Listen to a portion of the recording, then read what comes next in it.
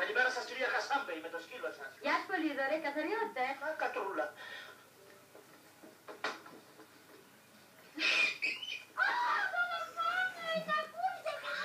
Μη φωνάζετε κυρία Χασάμπε, μη φωνάζετε, να μάθει να σέβεται τον κόπο του άλλου. Θα σε κανονίσω εγώ στην πρώτη συνέντευξη που θα γίνει, θα δεις. Μη φωνάζετε μωρέ, θα το κεράσω εγώ σουβλάκι με φόλα που θα πάει καπνός.